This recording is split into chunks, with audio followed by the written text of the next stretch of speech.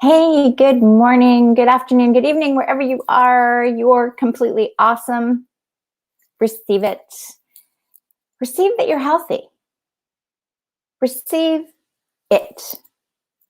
And know that health is just there. And is it just there? I mean, because you can listen to other people and there's something you need to do in order to get it. And that's really what I feel impressed to just talk about today, is this idea that our body is one size fits all, that our body, your body, my body responds to the same experience the same way. And I think you know, and I know that, and everyone else knows when they really take a moment, that everybody is being affected differently by the situation. So if it was one size fits all, every single person that was exposed to the virus would have the exact same symptoms. They would have the exact same sequence of events. It would be exactly the same. It would be like a computer program that is just giving you one result. But that's kind of like the old days when everybody just was on a PC computer, when everybody was on a hard drive, when personal computers first came out. Do you remember that? I think it was the IBM Junior or something even, and Microsoft owned the world because you had a floppy disk, and whatever that was on that program, Lotus, I think Lotus wasn't Microsoft, but you put that floppy on your hard drive and that's all you could ever get. Okay? Well, that's the healthcare system that we're still operating on, pertaining to our immune system, pertaining to this virus. Our healthcare systems all around the world have revolutionized laser therapy. We've been able to put artificial limbs, and make knee replacements and hip replacements. We've done transplants of the heart. I don't even know, maybe we've done in the brain. We've separated identical twins. We've done some amazing surgical procedures. We have evolved our medical system from, instead of slashing people open to take out their, whatever their organs are. My girlfriend the other day, it was a hysterectomy. They told me it was snip, snip. You put it through the belly button, snip, snip, and then out it came through. They pulled it out through just as if she was having a menstrual cycle. It's like, wow, that's pretty different than the big scar my mother had across her stomach.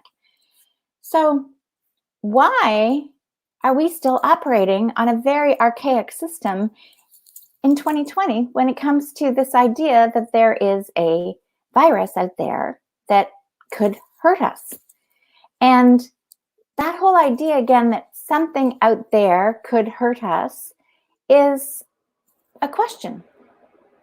So I believe that I have this body that was created somehow was created. If you don't believe in God, in consciousness, there is this experience, but consider it's like a video game, okay? Consider that somebody created the video game. And in this video game, we're all having an experience. And for all you gamers that are having your own experience, some of you love to be in the experience. You love to go through every bit of the experience. You love to, get almost, it's like, the phrase that comes to me, getting your money's worth. I have never been a gamer, so Pac-Man was my thing. But that's what I'm told, is that some just really want to be in the experience. They don't want to take the little, I want to call it the cheat sheet, the shortcuts. They don't want to learn how to level up faster. They really want to be in the experience. And that's okay, because that's their choice. That's democracy. Democracy is the ability to choose your thoughts, to choose what you believe in. We've been conditioned to believe that democracy is the right to vote, for the polls, for somebody else to make our decisions in our best good. And in some cases now, people feel that that system is being questioned. Each one of us is having an experience right now about what we feel is maybe needing to shift. And for me, this global transformation, it is a global transformation. We are all connected to Mother Nature, and we are all connected to each other. And in that process of connecting to each other, we are completely all healing from the inside out. And in that process, we're seeing ourselves in other people. That's why the so-called essential workers that have always been essential are being seen by so many people for the first time. It is ironic when we really actually allow yourself to experience it, you know, that a so-called lawyer makes so much money an hour and has a so-called, you know, a more greater importance, yet realistically at this point, not essential, you know. And doctors, nurses, absolutely always been well, you know, well, doctors have always been well paid. I don't know if I think nurses could get paid more. Teachers could get paid way more. I love, if you haven't seen such good, so good news with John, you know, his comment was, now that he's homeschooled, teachers should be paid $1.5 million. So if we're becoming aware of what we expect of other people, we're seeing things in other people. But every single person is having an experience of what it is that they are, in a sense, house cleaning within their own mind and their own perceptions. So for some, they are seeing much more going on than what's going on, and they have a story about it, and that's fine because that's their story. And in their story, they're going to be dealing with their own experience and what is really true. And what is really true, I wonder if we'll ever know what is really true. Yes, people are being affected by this situation. Are they actually being affected by the so-called dun-dun-dun, or are they being affected because there is such a focus, laser focus on reporting numbers, on it, putting, you know, prophesizing into the future what's going on, and the fear and the anxiety that people are experiencing is causing their body to contract. And in that experience, that also depresses their immune system. Biology's belief, Dr. Moto, study of water crystals, there's all kinds of science out there that tells you now, a scientist will tell you that your thoughts affect your body. You can just think about this. If I asked you to think of something that brings you happiness, like if you're like really happy, is it singing? Is it dancing? Is it playing golf? You know, what is it that brings you joy? Is it sitting by the water? Can you just feel that? Whatever it is, you feel entirely different than you would think about, oh my gosh, you know, what if something else is going on? What if, oh my gosh, you know, if I go out there, I'm going to get that. There's a whole other energy associated with that. It's like yesterday when I did the video and I had the dark cloud and the light sky, the dark cloud or the bright sky. It's really that simple. You have the freedom to choose your thoughts. And in that process of choosing your thoughts, you're also choosing to believe what you believe about your body. And in the process of thinking about what you choose about your body, it's how does your body feel? I remember, oh gosh, it's probably about, you know, maybe almost 30 years ago. And I used to do a lot of golfing. And after one of the women there was just found out that she had high cholesterol. And afterwards we're sitting on the veranda and we're having lunch, and she orders like a salad, you know, something that it just like, there was no joy in what she was eating. And I could say, I said, don't you like what you're eating? And she's like, no, but I have to eat it. The doctor says I have high cholesterol, and the only way to get it down is to eat these things that I don't like. And I remember in that moment going, wow, I mean, how does that make you feel? Like, I remember, this was even before I've had all my other experiences about things. I just remember in that moment thinking, she's eating something that is not bringing her joy. And how does that feel? And I feel like they're, we always say, oh, they're the exception to the rule, but the smoker that smoked that actually maybe enjoyed smoking and really didn't care about what the studies were, or the person that ate the sugar, or, that ate the white flour, the person that never did any exercise. There's always, they go, oh, the exception to the rule. Well, maybe they have a strong enough immune system to keep everybody else's thoughts at bay. Maybe they're allowing themselves to just say, you know what, I'm okay being me. I'm okay being me. And I think I'm here just to have an experience enjoying my life. And if that's trout fishing, I'm going trout fishing. If that's playing golf, I'll go play golf. If, in this experiences, we get back into what we consider life and our habits, is maybe this will help people pick more joyous things to do. So just consider that your immune system, your body, is your barometer, and it knows what feels good and what doesn't feel good. And when things don't feel good, the idea is not to just keep feeling that stress. The idea is to release the stress. Release it. And whatever you need to do to release it, if it's like, shake it off. You see animals shake it off, because that's the part about dancing. If you need to dance, if you need to paint, I was talking to someone the other day, I said, if you were to paint it, what would you paint that feeling? And it would be dark blues and blacks. It's like, paint it. And then maybe you might paint something like I painted my heart, because it was expanding. That was a couple, few years ago. It's like, just like, wow, I've got all this love coming through that I want to express. Getting rid of grief and sadness and doubt and fear is part of the experience of this experience that is supposed to be life. Life is to have an experience.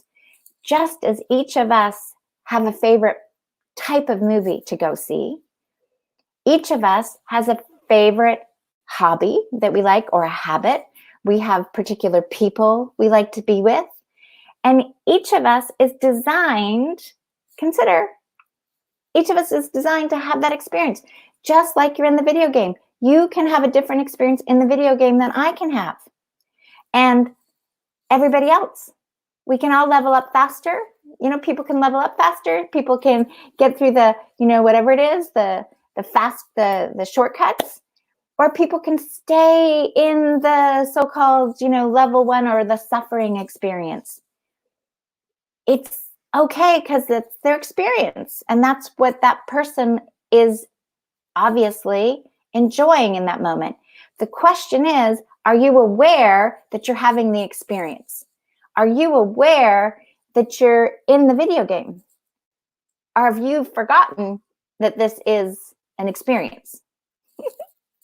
And if you've forgotten this is an experience, this is the time when you're in the chrysalis. The caterpillars have all come in the chrysalis. And now this is the time that you're going to go, oh, right, that's right. I actually liked painting.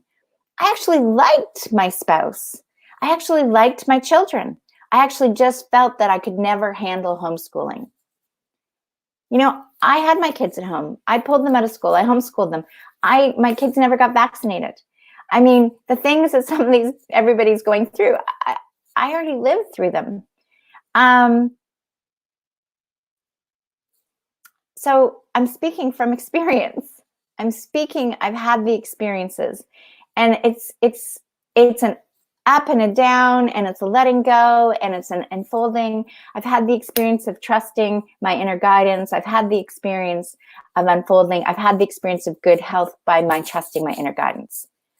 I was raised in a world that believed everything that doctors said, and I was very much diseased and disordered. And I'd like you to consider that we have traded in the Western world. We have traded we've been in a hypnotic stance that some issue, childhood illness, that we've eradicated that, or we've fixed that, but we have chronic long-term ailments and disorders like chronic fatigue and lupus, and I can go through and name a whole bunch of them, and just that big cancer word, all these things that have been affecting our immune system long-term. And what if we're actually just healthy? And what if that could just be? Well, that would completely redistribute the economic system, wouldn't it? Because there's a lot of money that goes into wanting to get a cure, but there's no real cure, is there, from anything? Even in cancer, it's like a remission. So, Bill Gates was all on wanting to eradicate polio all around the world, and no matter how much he tried to do, there were still outbreaks happening in Nigeria. So I'd like you to consider that this is a Mac world and not a Microsoft world. That each one of you is an artist. Each one of you is a creative genius. And each one of you has the opportunity to live your life in alignment with the desires of your heart. And as you let go of the doubt and the fear and the uncertainty and the anxiousness and the judgment and are you worthy to do this and can you do this, and you start to trust and believe that you're receiving the correct thoughts through your inner guidance, that you are going to be propelled one step at a time into a journey of releasing all these old things and starting to transform into a butterfly. So caterpillar breaks down. It doesn't die in the sense it dies to the existence of what it was as a caterpillar, and it opens up to a butterfly. So for those of us that have been wanting for years for us to be more balanced in nature, to be more economical, to be more co-creative and cooperative, there has always been solutions around us. And there have been people that have been saying, hey, there's different ways we can do things. I'm going to suggest that there's even more creative and innovative solutions that each of us can do. And as each of us takes the time within this moment to be in the chrysalis, to be in that presence and notice for yourself what it is you love to do and what do you want to let go of, then as each of us does that, our hearts open. And as our hearts open, we just radiate at a different frequency, because the heart frequency actually sends more messages to the brain than the brain sends to the heart. Heartmath.org. Check it out. And it radiates with the same frequency of the earth. So if this opens and we all radiate and we're all connected, then we're just going to live a whole other vibration. We're all going to live in a different space. We're going to see things differently. We're just going to notice it differently. We're going to experience everything differently. And there is a sense of freedom. You have the ability, every single person, to choose what it is that makes you feel good in this moment. And if it's just going to have 3 teaspoons of white sugar on your Frosted Flakes cereal, then just say, I'm going to enjoy this and I'm going to make it good, versus feeling like, oh my gosh, I'm hurting my body. How much fun is that? If you're eating something and immediately you're feeling like I'm putting on weight, just shake it off. It's like, I'm eating something because I want to eat it. I'm having this experience of eating this. And then as you put your intention to it, which is what Buddhism all is about being the presence, of being attentive to what you're doing, you might discover, you know what? I don't like this anymore. Or you know what? This is really good. And maybe have less of it. Or maybe you just love every bit of it. I brought back some wonderful chocolate fruit things from Costa Rica.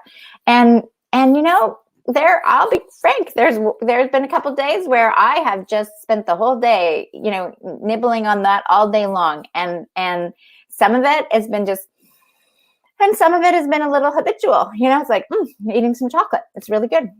And I, for the most part, was loving like the taste, the texture, it was heaven.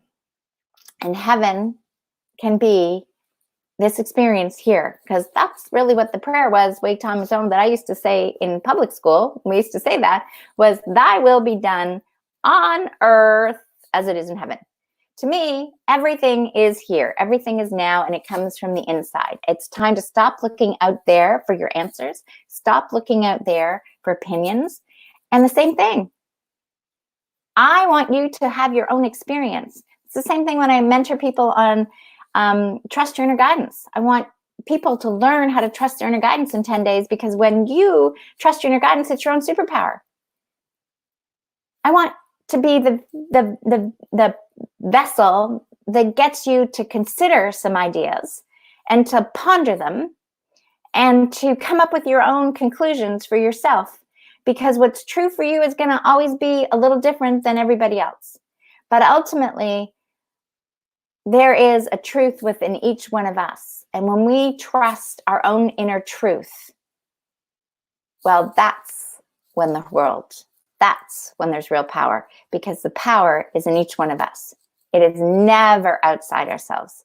And if you have to go to, movies, that have had the little guy win, like Harry Potter, whatever, Lord of the Rings, the Avatar, you know what I mean? Those things, it's like, look like, but hey. And that's what I believe. It's an example of the word struggle, battle, for each one of it's different, with inside out. Yes, I've had that struggle too. Dr. Jekyll and Mr. Hyde. That was my life way back in high school. Okay.